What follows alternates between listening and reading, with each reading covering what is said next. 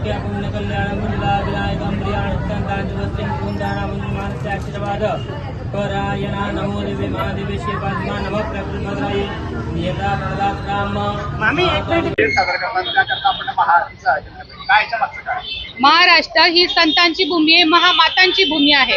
याच्यामध्ये बऱ्याच रणरागिणी होऊन गेलेल्या आहे। सावित्रीबाई फुले म्हणतील, सिंधुताई सपकाळे म्हणतील, आपल्या तारा राणी म्हणणार, प्रतिभाताई म्हणणार, आपल्या बहिणाबाई म्हणणार, आणि ही संत मुक्ताईंची भूमी आहे। खानदेश म्हणजे कान्होबाईची भूमी आहे।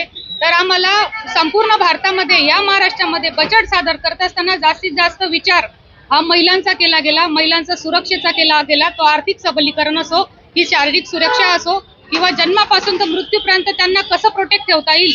आज पाहत आपण जन्माला येणारी बालिकेपासून योजना आहे तर आयुष्याचे शेवटचे क्षण मोजणाऱ्या माझ्या मातेपर्यंत या योजना आहेत। हा संपूर्ण विचार आदरणीय मुख्यमंत्र्यांनी केला। आज चालू आहे वारकरी संप्रदायाला, तुम्ही बघणार की संपूर्ण महाराष्ट्रामध्ये वारकरी संप्रदायाला देखील विविध योजनांच्या अंतर्गत वारीला जाणाऱ्या लोकांना 20-20 हजार रुपये साहेबांनी दिले। पिंक ऑटो चालवणाऱ्या माझ्या महिला, ऑटो चालवणे एका महिलेसाठी काय कठीण असतं तो विचार करून साहेबांनी 80 कोटीची तरतूद पिंक ऑटो चालवणाऱ्या महिलांसाठी दिली।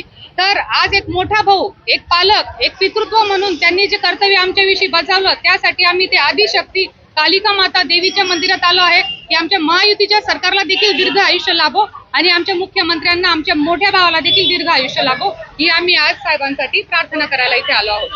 त्याकरता आपण मंदिरात काही साखर घातले का, आरती केली का? आम्ही मंदिरात हे साकडं घातलेलं आहे की माता बहिणींची सुरक्षा करणारं, काळजी करणारं हे जे सरकार आहे, जे अजितदादा पवार असतील, आमचे देवेंद्रजी फडणवीस असतील, आमचे जिल्ह्याचे पालकमंत्री गुलाबरावजी पाटील असतील, आमच्या जिल्ह्याचे दुसरे मंत्री गिरीश भाऊ महाजन असतील, आमच्या या शहराचे आमदार राजूमामा भोडे असतील, आमचे चंदू भाऊ असतील, आमचे लता काकू असतील, आमचे जेवढे इथे काही ही टीम आहे आमची महायुतीची, या टीमचा आम्ही अतिशय म्हणजे यांच्या सोबत आम्ही खांद्याला खांदा लावून उभे राहू।